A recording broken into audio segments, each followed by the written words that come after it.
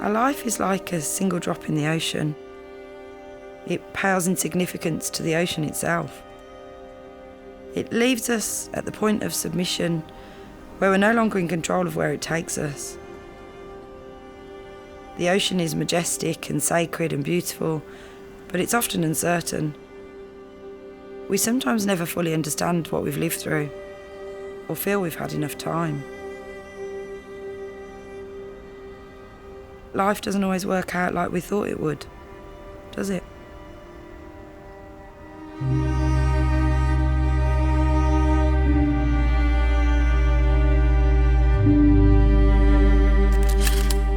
We expected to have the happily ever after that every couple expects, and quite quickly after getting back from our honeymoon, I'd undergone a few tests at the local hospital, and it was then that we got that phone call where the doctor said to us, "I'm sorry, Mrs. Null, but we don't think you're going to be able to have children of your own."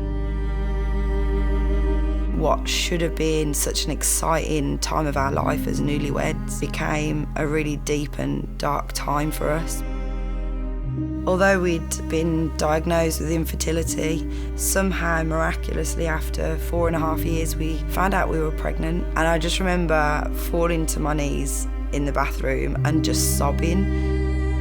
I was counting down the weeks till I was going on to maternity leave. We went into the nursery, assembled everything, and I remember sitting on my rocking chair and looking over to Gav while I was cradling my growing bump and smiling at him and thinking life couldn't get any more perfect than this. So it was just 12 hours later, I went to a routine appointment, had a chat with the midwife.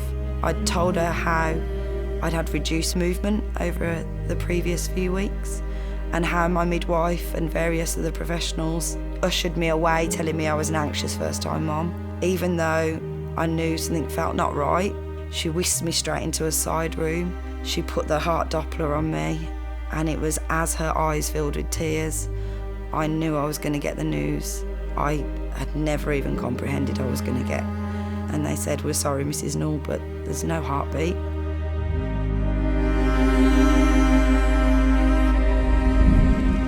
So I knew I was going to have to do the bravest and hardest thing I'd ever had to do, is give birth to a child that wouldn't be alive at the end of it. We arrived at the hospital at about 9 a.m. I remember right as the stage 3 labour hit, thinking, I've really got to do this now. I've really got to give birth to a child that will make no noise at the end, that won't come home with me. After he was born, I remember for a few moments just having to close my eyes and take a few deep breaths before I met him. And it was beautiful. So we spent a number of hours with him, just taking precious memories, photos, knowing that we'd never see his body again, knowing he was in a better place with Papa God, in a better world where there's no pain and no fear and all the suffering. He wasn't going to know. It was just our hearts would be broken because it was our dreams that were shattered, not his.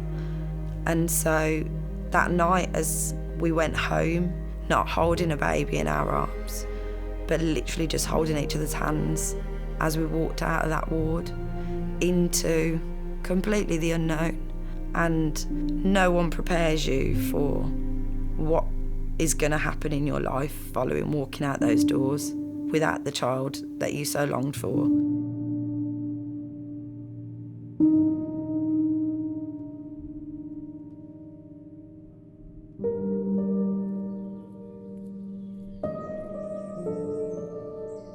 Over the next 4 years, we really struggled with infertility again. So we decided to have IVF treatment, and it was a really gruelling process, but we were absolutely over the moon when it worked.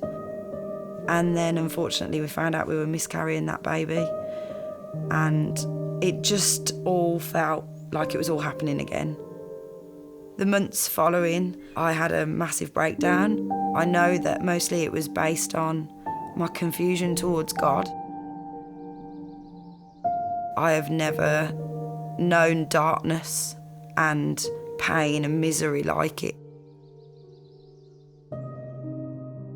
During the nights when I was struggling to sleep, I would often get up and write down my thoughts and feelings and things that were going on.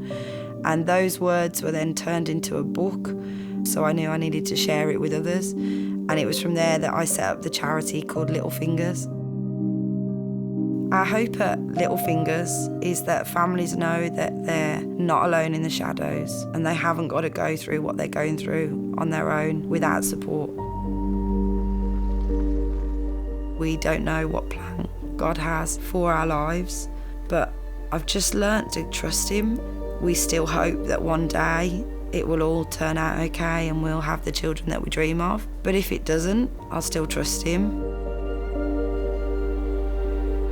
Our life is so short and so fleeting, even shorter for my own children. We all have a dash between when we were born to when we die, and it's what we do during that dash that impacts not only our lives but the lives of people around us, and potentially far beyond that.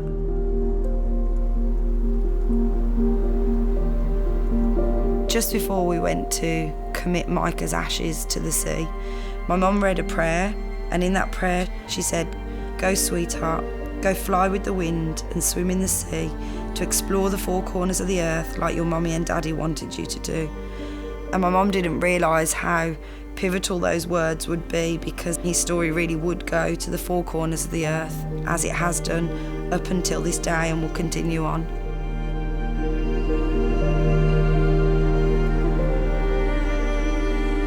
When I sit at the beach, I look to a place far beyond the waves, to the place where Micah is now. It makes me just think that God's still there. He's got my children and He loves them and protects them. It gives me the hope that one day we'll be reunited once again. When the road ahead looks long and dark, keep heading to the dim light in the distance. Your life has purpose, but it's probably not quite what you'd thought. You will find it. Just keep searching.